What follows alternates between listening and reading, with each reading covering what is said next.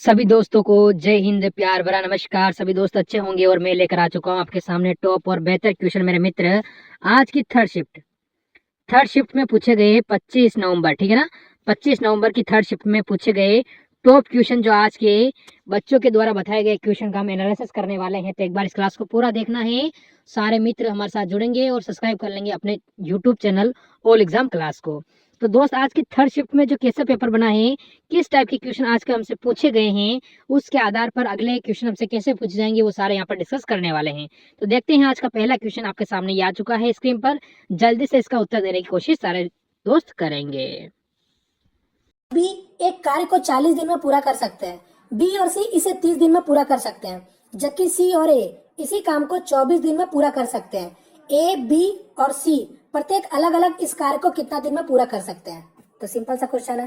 Question समझ रहे हो? बोला ए और बी कोई काम को 40 दिन में कर सकते हैं, वही काम को बी और सी आपका 30 दिन में कर सकते हैं, और सेम वर्क को सी और ए आपका 24 दिन में कर सकते हैं। तो आपसे केवल पूछा है कि ए, बी, सी वो लोग अलग अलग कितने दिनों में कार्य को खत्म कर सकते हैं। तो बस अब इसमें आप चाहो तो जैसा बनाना वैसा बनाओ, चाहे एलसीएम मेथड लगाना एलसीएम मेथड लगाओ, या तो ट्रेडिशनल मेथड लगाना ट्रेडिशनल मेथड लगाओ, या फिर डायरेक्ट फार्मूला अगर आप जानते हो तो डायरेक्ट फार्मूला से भी आप बना सकते हो।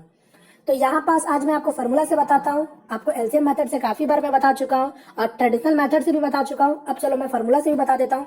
देखो यहाँ पास आपको पता होगा, जब भी अगर आपको जैसे कि आपको कोई तीन लोगों अगर आपका अलग अलग दिन में कोई कार्य को खत्म कर सकते हैं, मतलब मान लो ए आपका कोई कार्य को एक्स दिन में खत्म करता है, बी उसी कार्य को वाई दिन में खत्म करता है, और सी आपका उसी कार्य को जेड दिन में खत्म करता है। आपसे पूछा जाए कि ये तीनों आपका कार्य को कितने दिन में खत्म करेंगे, तो इसका एक छोटा सा फॉर्मूला होता है।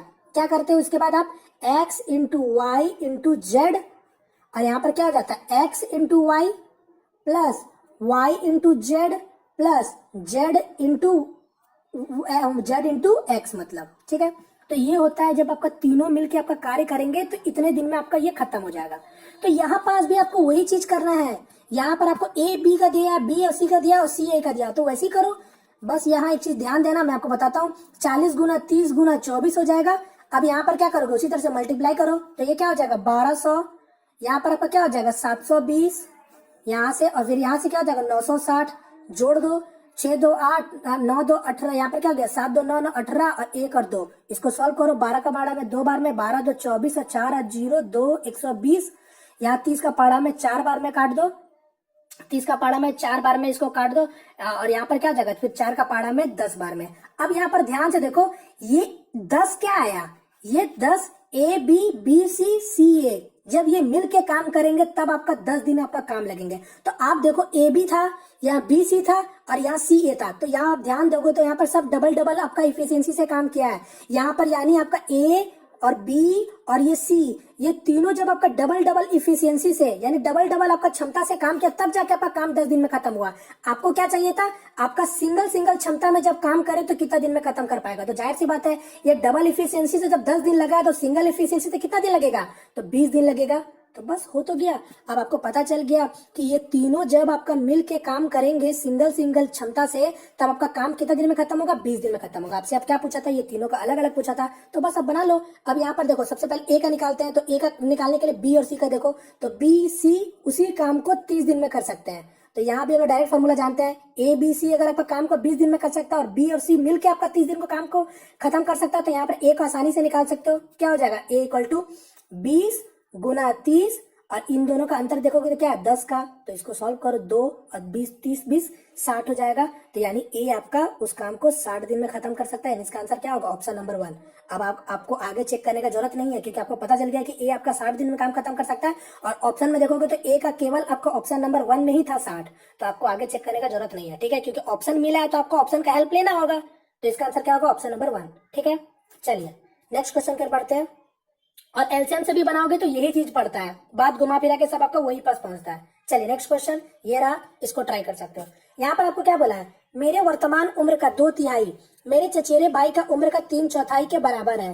3 वर्ष पहले कि मेरी उम्र मेरे चचेरे भाई की आज से 4 वर्ष के बाद के उम्र के बराबर होगी, तो मेरे वर्तमान उम्र क्या है।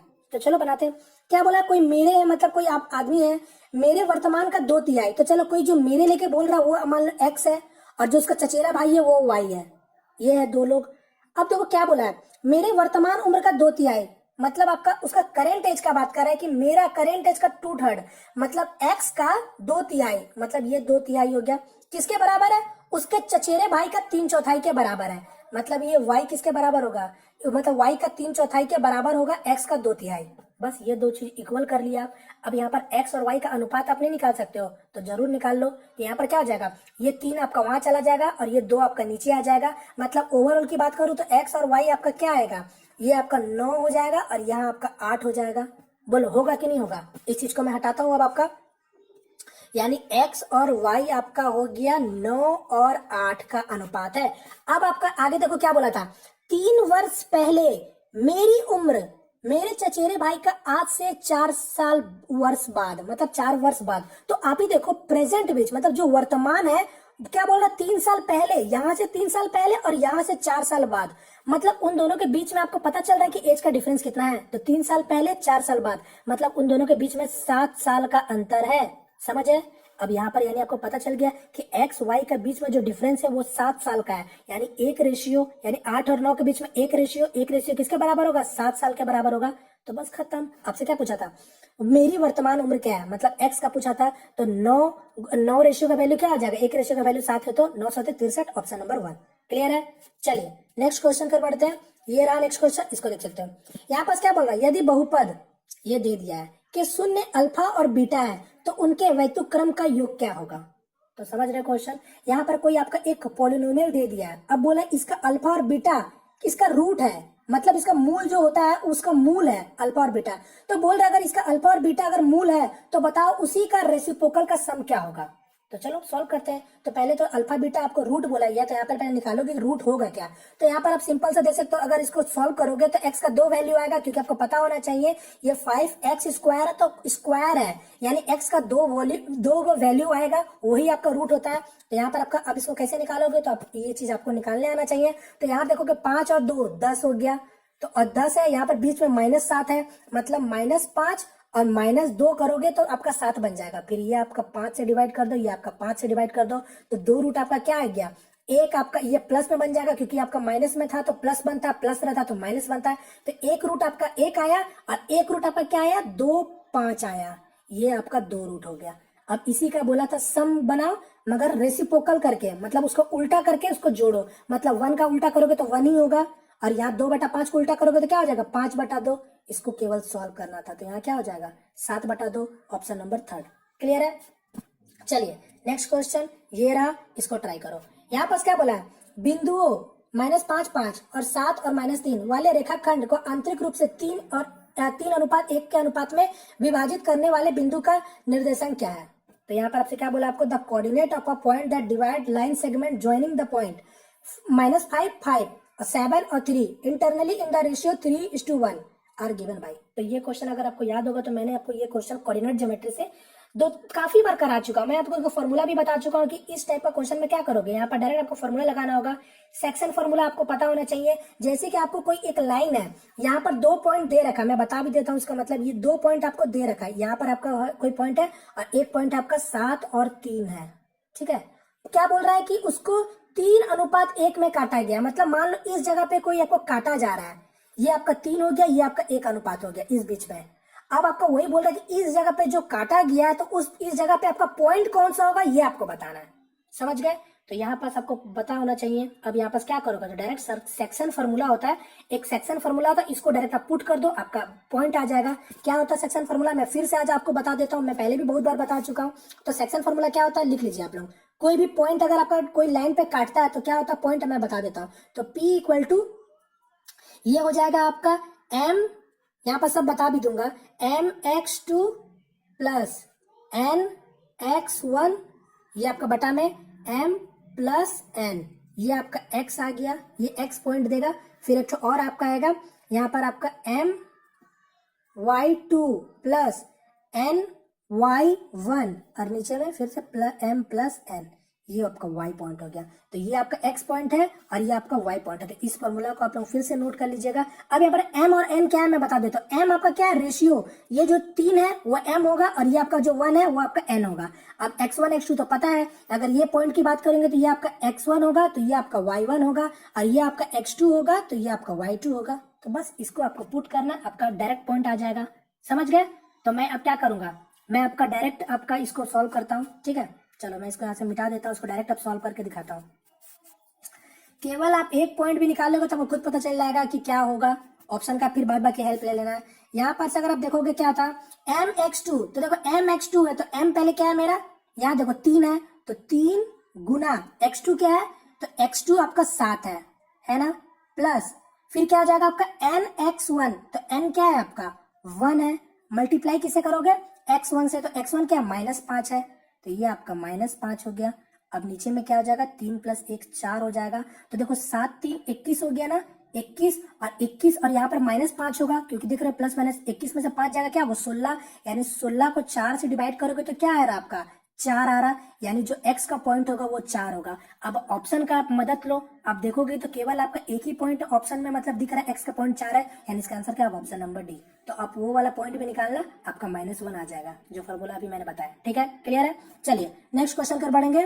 और ये कोऑर्डिनेट ज्योमेट्री का, अगर कोऑर्डिनेट ज्योमेट्री से क्वेश्चन बनता है तो इस टाइप का क्वेश्चन एकदम फिक्स है, मतलब फिक्स है। एक आपका और था जो मैंने आपको बताया था, अगर आपको पॉइंट नहीं देता, कभी कभी आपको क्या करता है, इस जगह पे आपको रेशियो ना देके आपको यही वाला पॉइंट दे दे और आपसे पूछे रेशियो क्या होगा, तो इसी चीज को रिवर्स कर देते हैं। इस टाइप का भी हम लोग सम सॉल्व कर चुके हैं एलपी में ही। ठीक है, चलिए नेक्स्ट क्वेश्चन ये रहा, इसको ट्राई करो। यहाँ क्या बोल रहा है, एक परीक्षा में पारन मतलब कोई पारन नाम है, एक परीक्षा में पारन ने 63 अंक प्राप्त किए, जो कि 84% अंक प्राप्त करने के बराबर थे।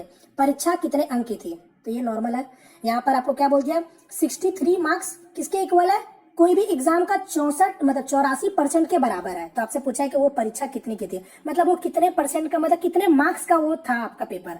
तो यहाँ पर आप देख सकते हो 63 मार्क्स आपका 84% के बराबर है, तो 1 मार्क्स का वैल्यू क्या होगा, मतलब सॉरी 1% का वैल्यू क्या होगा, 63/84 होगा, 63/84 होगा 1% का वैल्यू। तो आपको पता है कोई भी परीक्षा हो तो 100% का ही परीक्षा होता है ना, तो आपको केवल 100% का वैल्यू निकालना था। इसको सॉल्व कर लो।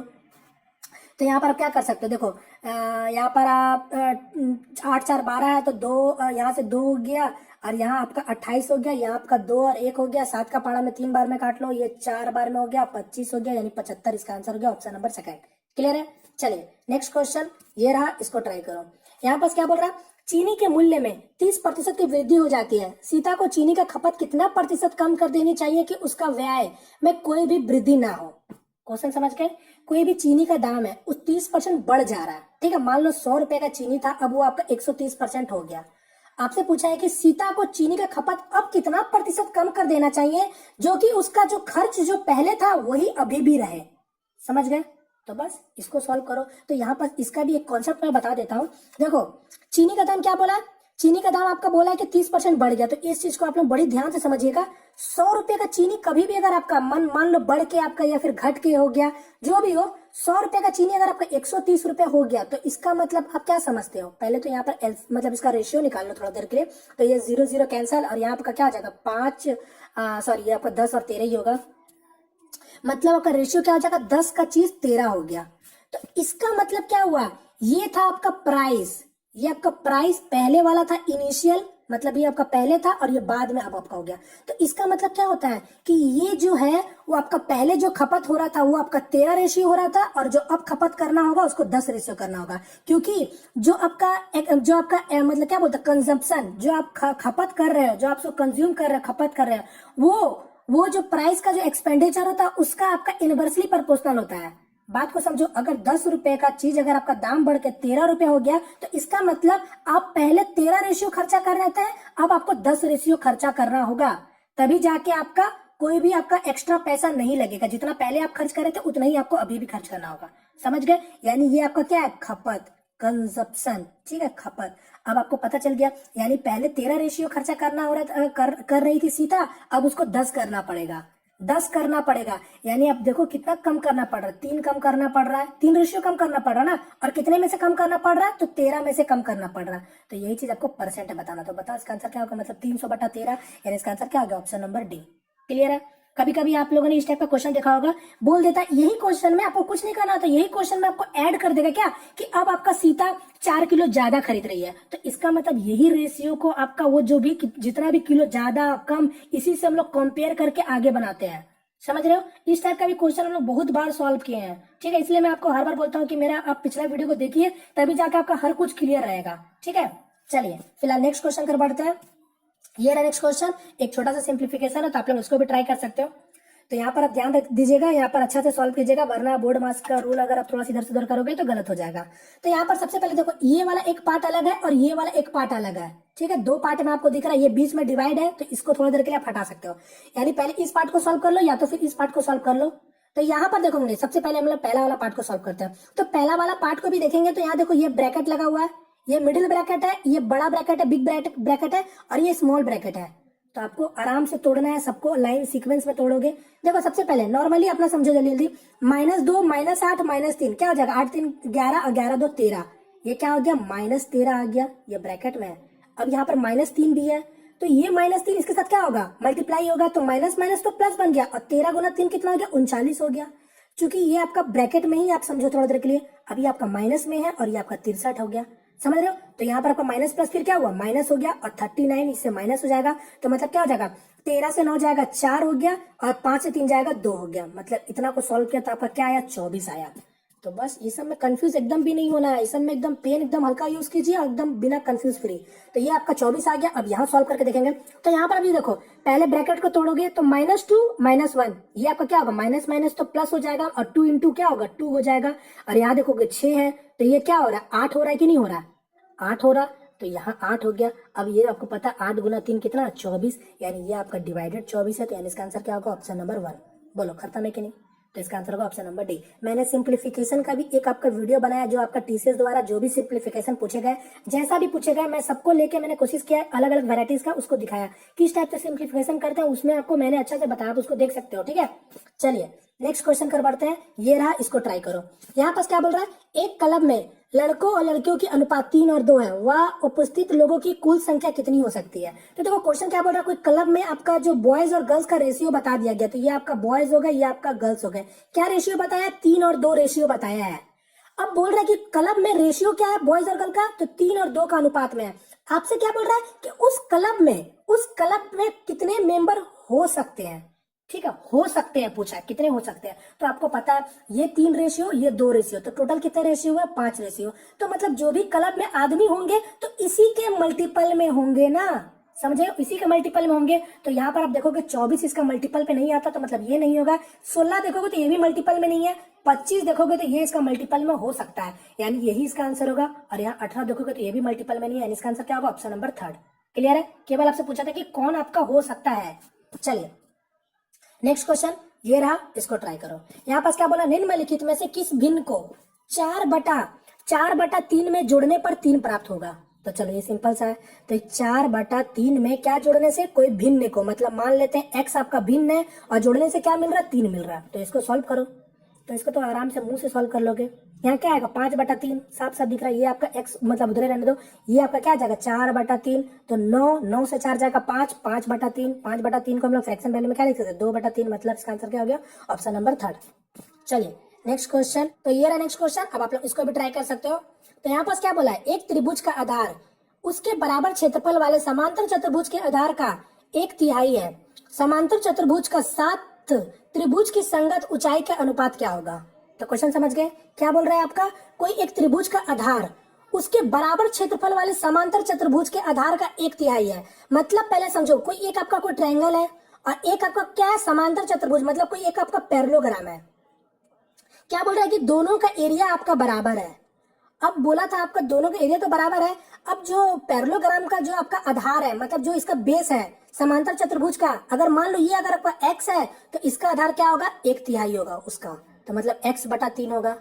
समझ रहे हो, ये आपको बोल दिया। अब आपसे क्या पूछा, समांतर चतुर्भुज के साथ त्रिभुज की संगत ऊंचाई का अनुपात क्या होगा। मतलब अब क्या पूछ रहा, उन दोनों का हाइट का रेशियो पूछा है, तो सॉल्व कर लो। हाइट का रेशियो पूछा तो कोई तकलीफ बात नहीं है। तो देखो दोनों का एरिया पहले बराबर था, तो आपको पता होगा एरिया क्या होता है, एरिया ऑफ ट्रायंगल क्या होता है, half into base into height होता है। तो ये रहा हाफ। अब बेस क्या होगा, तो आपको पता है x/3 है, तो मैं x/3 लिख लेता हूँ। और हाइट क्या है, तो हाइट तो कुछ नहीं पता और इसी का अनुपात पूछा है, तो ये मैं h मान लेता हूँ, कैपिटल H, ठीक है। और इसका क्या होता है, समांतर चतुर्भुज का एरिया क्या होता है, बेस इंटू हाइट, मतलब आधार गुना ऊंचाई। तो आधार इसका क्या है, तो इसका तो x होगा, x हो गया, और इसका हाइट क्या होगा, तो इसका हाइट मैं स्मॉल मान लेता हूँ, और दोनों का एरिया इक्वल था। समझ गए, मतलब दोनों का एरिया क्या था, एक बराबर था, मतलब एक लिख लो। तो बस अब इसको सॉल्व करना, तो देखो x x कट गया, अब ये देखो नीचे में क्या है, 2 गुना 3 6 हो गया, तो ये 6 कहाँ आ जाएगा, नीचे आ जाएगा। और जब नीचे आएगा तो मैं इस 6 को यहाँ नहीं भेज सकता हूँ क्या, यहाँ भेज दूंगा, यानी जो मेरा h और h का जो अनुपात है वो क्या है, 6 और 1 आया, यानी इसका आंसर क्या होगा, ऑप्शन नंबर डी। क्लियर है, चलिए नेक्स्ट क्वेश्चन कर बढ़ते हैं। ये रहा नेक्स्ट क्वेश्चन, इसको ट्राई कर सकते हो, और ये क्वेश्चन को ट्राई मत करना, एक बार आप लोग ट्राई कर सकते हो, ये क्वेश्चन गलत है, जहां तक मुझे लगा ये क्वेश्चन गलत है, तो आप लोग इसको एक बार देख लेना, ठीक है, क्योंकि यहाँ पास आपको देख के ही पता चला था ये गलत है, जब मैंने ट्राई भी किया तो मुझे पता चला गलत ही है, ठीक है। चलिए, क्योंकि इस टाइप का क्वेश्चन हम लोग पहले भी बनाए थे, मगर वहां पर आपको कुछ डाटा में अलग किया गया था, तो वो तो सही था, मगर यहाँ पर ये वाला गलत है। चलिए नेक्स्ट क्वेश्चन, ये रहा एक आपका डीआई से, तो आप लोग इसको ट्राई कर सकते हो। यहाँ पास आपका एक डीआई दिया हुआ है, आप लोग उसको देखो, यहाँ पर क्या बोला गया, क्या बोला है, दिए गए पाई चार्ट कुछ फसलों का वार्षिक पैदावार को टन में दर्शाता है। तो जैसे कि दिख रहा होगा यहाँ पर, अगर आपको नहीं दिख रहा तो मैं लिख देता हूँ, ये शुगर है, चीनी 80, वीट है कितना, मतलब गेहूं ये 100, राइस कितना है 40, और ये अदर 140 है, ये आपको दे दिया। अब आपसे क्वेश्चन क्या पूछा, हम लोग क्वेश्चन देखेंगे, क्वेश्चन आपसे पूछा, यदि शक्कर की पैदावार 6000 टन है तो कुल पैदावार डैश टन है। क्वेश्चन समझ गए, बोल रहे शक्कर का अगर आपका पैदावार, मतलब जो उसका प्रोडक्शन है वो अगर 6000 है तो टोटल बताओ कितना होगा। तो देखोगे ये जो मेरा आपका जो पाई चार्ट है वो आपका डिग्री में दिया हुआ है, क्योंकि 80 100 40 140 सभी को जोड़ोगे तो 360 डिग्री बन रहा है। अब यहाँ पर देख लो, मतलब शुगर का बात किया गया था, तो शुगर कितना डिग्री था, 80 डिग्री, यानी ये 80 डिग्री का वैल्यू आपको 6000 टन दे दिया है। तो आपको पूछा था टोटल पैदावार, मतलब 360 डिग्री का वैल्यू एक तरफ से आपसे पूछा है, तो ये इसका निकाल लो, एक डिग्री का वैल्यू क्या होगा, 6000 बटा 80, 360 का निकालना है, तो इसको केवल सॉल्व कर लो, तो 0 0 कैंसिल हो गया, 8 का मतलब 4 बार में काटोगे तो ये आपका क्या हो जाएगा, 18 हो जाएगा, और 4 बार में काटोगे तो ये आपका क्या हो जाएगा, 15 हो जाएगा। तो 15 गुना 18 कितना होता है, 270, यानी इसका आंसर क्या होगा, ऑप्शन नंबर डी 270, और डबल जीरो लगाओगे तो इसका आंसर क्या होगा, ऑप्शन नंबर डी। क्लियर है, चलिए देखो ऐसा जरूरी नहीं है कि आप इसको परसेंट में करोगे तब आपको 100% निकालेगा, कोई जरूरत नहीं, हम लोगों को पता है कि 100% आपका 360 डिग्री के बराबर होता है। तो जैसा मैंने किया, तो मैं एक ही चीज को मैं पूरा कन्वर्ट नहीं किया था, मैं डिग्री था तो मैं डिग्री से डिग्री को ही रहने दिया। बात को समझ गए, ऐसा मत करना है कि ये 80 डिग्री है तो मान लो मैं बता देता हूँ, ऐसे भी कर सकते हो, बहुत सारे लोग कर देते हैं जिनको नहीं पता रहता है, क्या करते हैं 80 डिग्री है, 80 डिग्री 6000 का बराबर है, ये तो समझ रहे हैं, फिर लास्ट में क्या करते हैं 80 डिग्री, अब 100% का वैल्यू निकालने लगता है। तो ये परसेंट क्यों आएगा, जब 80 डिग्री है तो फिर आपका डिग्री में आना चाहिए, जो कि 360 होगा। बात को समझे, चलिए नेक्स्ट क्वेश्चन ये रहा, इसको ट्राई करो। यहाँ पर क्या बोला, 10 सेंटीमीटर और 6 सेंटीमीटर विभव वाले एक आयत का समान परिमाप वाले एक समचतुर्भुज बनाया गया, जिसका एक कोण 60 डिग्री है। तो समचतुर्भुज का क्षेत्रफल का वर्ग सेंटीमीटर में कितना होगा। तो नॉर्मल सा क्या बोला, कोई रेक्टेंगल है जिसका 10 और 6 सेंटीमीटर उसका डायमेंशन है, was reconstructed to make a rhombus having a same perimeter as that of rectangle and 60 degree as one of the angle the area of rhombus is। तो पहले देखो क्वेश्चन क्या बोला, सिंपल से समझ लो, बोल रहा कोई एक रेक्टेंगल है, ये रेक्टेंगल हो गया, ये 10 सेंटीमीटर क्या है उसका लंबाई है और 6 सेंटीमीटर चौड़ाई है। अब बोल रहा है इसी चीज को रिकंस्ट्रक्टेड किया गया है, दोबारा से आपका क्या किया गया, कोई आपका बनाया गया, क्या बनाया गया, रोम्बस बनाया गया। तो ये आपका रोम्बस बना दिया गया, इसी तरीका से ये रोम्बस बना दिया गया। तो जाहिर सी बात है, जब इसी पेरीमीटर से अगर आप रोम्बस बनाओगे तो पेरीमीटर क्या होगा, दोनों का तो सेम होगा ना। तो बस ये चीज आपको पेरीमीटर बता दिया, दोनों का सेम है। अब आपको क्या बोल दिया, एक अंदर का जो रोम्बस का एक कोण जो है वो आपका 60 डिग्री के बराबर है, मतलब मान लो ये आपका 60 डिग्री बता दिया। अब आपसे वही रोम्बस का एरिया पूछा है, तो सिंपल था, सबसे पहले हम लोग को पेरीमीटर पता चलना चाहिए कि रेक्टेंगल का है क्या। तो आपको पता है क्या होता है, 2l + b होता है। तो 2l + b रेक्टेंगल का पेरीमीटर होता है, मतलब परिमाप होता है। तो मतलब क्या हो जाएगा, 10 और 6 16 और 16 2 32, मतलब ये 32 इसका पूरा पेरीमीटर है। जब इसका 32 होगा तो इसका भी तो 32 होगा ना। और आपको पता है मतलब रोम्बस का सारा भुजा मेरा एक बराबर होता है, तो मतलब अगर एक भुजा की बात करेंगे तो 32/4 हो जाएगा। मतलब एक भुजा कितना के बराबर होगा, तो एक भुजा आपका 8 सेंटीमीटर के बराबर होगा। समझ रहे हो, तो बस अब आपको पता होना चाहिए यहाँ पास अगर आपको रोम्बस का एरिया पूछा जाए, अगर आपके पास साइड है और एक अंदर का एंगल है, तो यहाँ पर डायरेक्ट एक फॉर्मूला होता है क्या, ए स्क्वायर मतलब भुजा का स्क्वायर और साइन जो भी एंगल रहे आपका। तो यहाँ पर आपका कौन सा एंगल था, 60 डिग्री था, तो ये 60 डिग्री इसका हो जाएगा एरिया। समझ रहे हो, यहाँ सब में हटाता हूँ अब आपका, तो यहाँ पर आपका क्या हो जाएगा, वही ए स्क्वायर और साइन जो भी एंगल दिया रहेगा, तो यहाँ पर आपका क्या 60 डिग्री, तो ये इसका आपका एरिया हो जाएगा। तो ए स्क्वायर का वैल्यू क्या हो जाएगा यहाँ पर आपका, तो भुजा का स्क्वायर, तो 8 का भुजा मतलब 8 ही था ना उसका भुजा रोम्बस का, तो ये 64 हो गया वहां से। और साइन 60 कितना होता है, √3/2 होता है, तो 2 कट गया, क्या आ गया 32, यानी 32√3, ऑप्शन नंबर 2 इसका करेक्ट आंसर होगा। क्लियर है, चलिए नेक्स्ट क्वेश्चन कर पढ़ते हैं। ये रहा नेक्स्ट क्वेश्चन, इसको ट्राई कर सकते हो। यहाँ पर अब ये शायद वही क्वेश्चन है, ठीक है, ये आपका क्वेश्चन ठीक है वही है। नेक्स्ट क्वेश्चन ये रहा, अब यहाँ पर फिर से एक डीआई का क्वेश्चन है, तो आप लोग उसको भी ट्राई कर सकते हो। यहाँ पास क्या बोला है, एक्सपेंडिचर ऑफ फैमिली, ठीक है, पारिवारिक खर्च दे दिया गया, ये प्रोविडेंट फंड मतलब भविष्य निधि, ये आपका फूड का दे दिया, house rent, entertainment, child education, medical, तो ये सारा कुछ आपको दर्शा रहा है, जैसे कि आपको दिख भी रहा होगा। यहाँ पर क्वेश्चन क्या बोला है, बोला दिए गए चार्ट एक परिवार का मासिक घरेलू खर्च दर्शाता है जिसमें कुल खर्च 33,650 है, तो भविष्य निधि के लिए वार्षिक बचत कितनी है। क्वेश्चन समझ गए, ये जो टोटल फैमिली का पूरा खर्च बताया गया है कि कहाँ कहाँ क्या खर्च हो रहा है।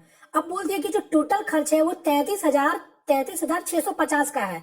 तब आपसे क्या पूछा है कि जो भविष्य निधि के लिए कितना आपका बचाया गया है, मतलब वो भी तो खर्च के ही तौर पे ना, उसको कहीं जमा कर दिया गया होगा प्रोविडेंट फंड में, तो वही बचाया आपसे भविष्य निधि के लिए कितना बचत किया गया है।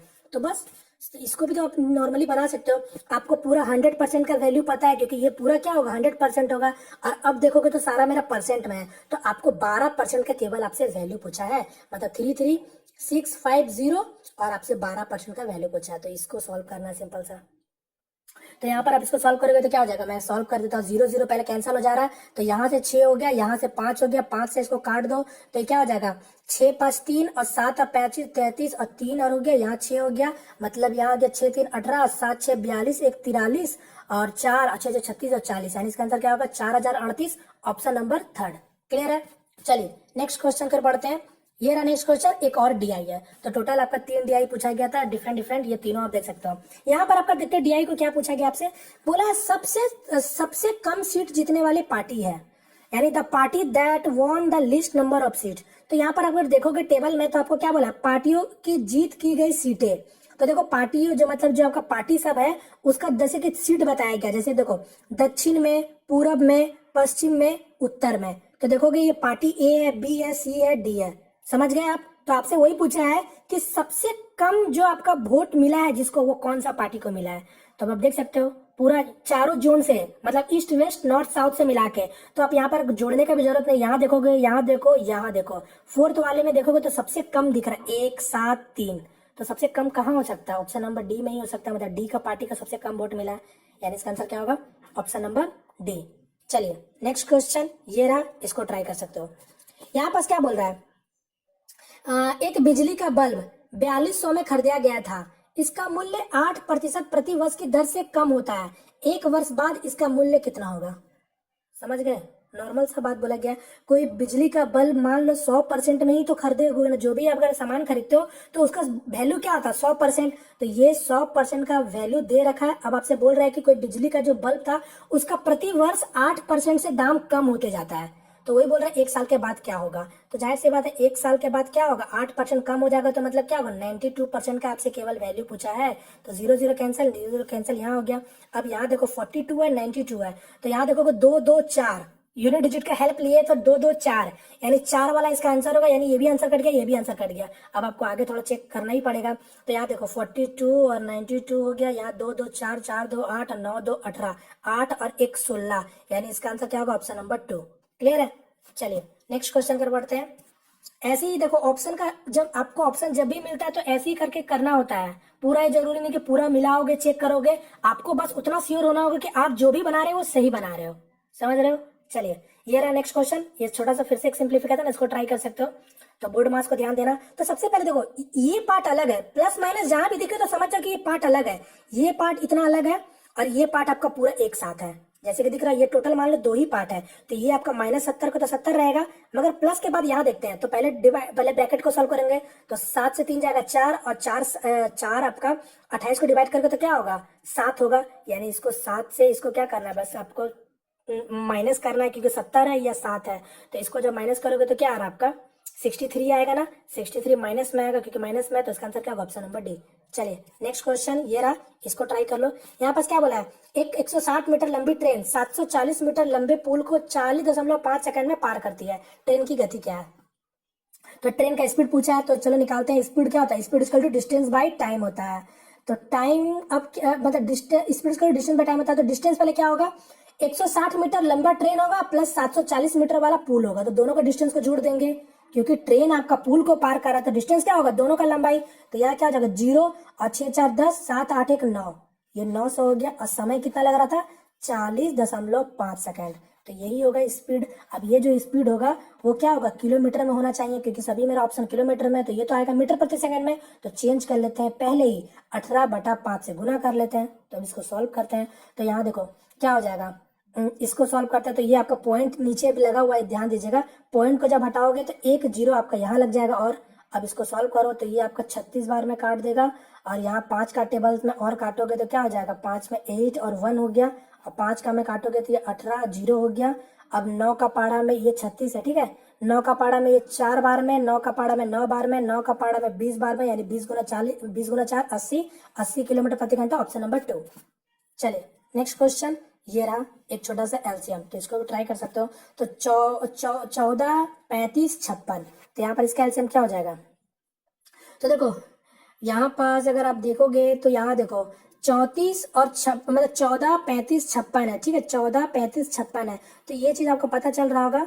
पहले तो चलो मैं दिखाता हूँ, ये 14 को कैसे लिखोगे, 7 गुना 2 लिखोगे, 7 गुना 5 लिखोगे, और 7 गुना 8 लिखोगे, तो ये तो 7 आप हटा ही दो, ये तो हट जाएगा ना।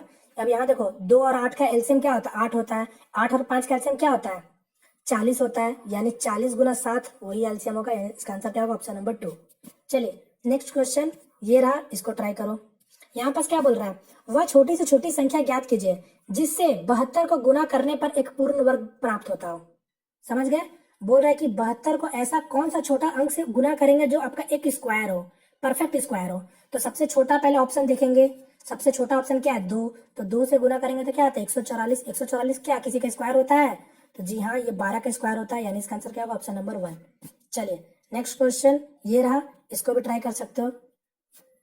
तो यहाँ पास क्या बोला है, एक समांतर चतुर्भुज की आधार इसकी ऊंचाई का दोगुना है, यदि समांतर चतुर्भुज का क्षेत्रफल 392 वर्ग मीटर है तो इसकी ऊंचाई कितनी होगी। तो ये भी क्वेश्चन देखो, अभी थोड़ी देर पहले इसी टाइप का थोड़ा अलग था चीज, वहां कुछ अलग बोला गया था, यहाँ कुछ अलग बोला गया था, तो ये वाला क्वेश्चन आप लोगों के लिए होमवर्क रहा, तो ये वाला आप लोग मुझे बताना इसका आंसर क्या होगा। सब चीज आपको पता है, हाइट क्या मतलब आपको एरिया पता है कि क्या होता है, तो ये चीज आप लोग मुझे बताना। चलिए नेक्स्ट क्वेश्चन कर बढ़ते हैं। तो ये रहा मेरा नेक्स्ट क्वेश्चन और मेरा आज का लास्ट क्वेश्चन, तो आप लोग इसको भी ट्राई कर सकते हो, और ये क्वेश्चन बहुत अच्छा क्वेश्चन है, तो इसको जरूर ट्राई करना एक बार अपने से।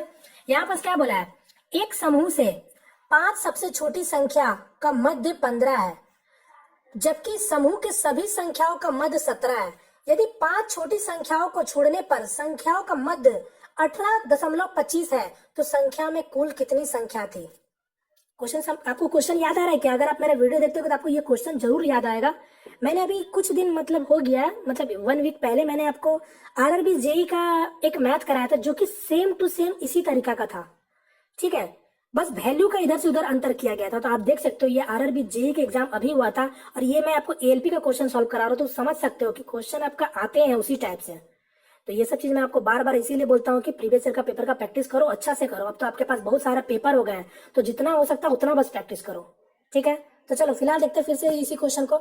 क्या बोला, जैसे क्वेश्चन में बोला है कि कोई समूह में देखो एक समूह में 5 सबसे छोटी संख्याओं का मध्य 15 है। तो क्वेश्चन समझ रहे हो, कोई समूह में आपका कोई नंबर होंगे, उसमें से क्या बोला 5 सबसे छोटी संख्याओं का मध्य 15 है, ठीक है। आगे क्या बोला, जबकि समूह के सभी संख्याओं का मध्य 17 है, मतलब टोटल जितने नंबर होंगे सभी का मध्य 17 है। अब क्या बोला, यदि 5 छोटी संख्याओं को छोड़ने पर संख्याओं का मध्य 18.25 है, तो संख्याओं में कुल कितनी संख्या थी। समझ आया आपको। तो चलो अब मैं बना के दिखाता हूँ तो आपको और अच्छा समझ आएगा। तो कुछ जैसा क्वेश्चन बोला बस वैसे ही करते चलो। मैं मान लेता हूँ कि जो मेरा समूह में आपका नंबर है वो आपका x है, ठीक है, मतलब टोटल नंबर ऑफ कितना है आपका x है। जैसा क्वेश्चन बोला बस वैसा करो। क्या बोला था, एक समूह में 5 सबसे छोटी संख्याओं का मध्य 15 है, तो 5 सबसे छोटी का बात किया गया है, तो अब सबसे छोटी का जो 15 मध्य है, तो मतलब उसका सम कितना होगा, मतलब योग कितना होगा 5 सबसे छोटा संख्या का, तो 15 गुना 5, ये क्या हो जाएगा 75 हो जाएगा। आगे क्या बोला, जबकि समूह के सभी संख्याओं का मध्य 17 है। अब देखो सभी का बात कर दिया गया, तो सभी का फिर आपका सम कितना हो जाएगा, मतलब सभी संख्याओं का योग कितना होगा, आप ही मुझे बताओ। 17 गुना x होगा कि नहीं होगा, क्योंकि ये सभी है मैंने माना था, समझ रहे हो। तो ये हो गया टोटल, और ये 5 सबसे छोटी संख्याओं का योग है। आगे क्या बोला, यदि 5 छोटी संख्याओं को छोड़ने पर संख्या का मध्य आपका 18.25 हो गया, तो समूह में कुल कितने संख्या थे। तो अब आप मुझे बताओ, यहाँ पास ये टोटल कितना था सम सबका 17x है। अब बोला था 5 छोटी संख्याओं को हटा दो, तो मतलब 75 घटा दो, इसका मतलब तो यही हुआ ना, 75 घटा दो।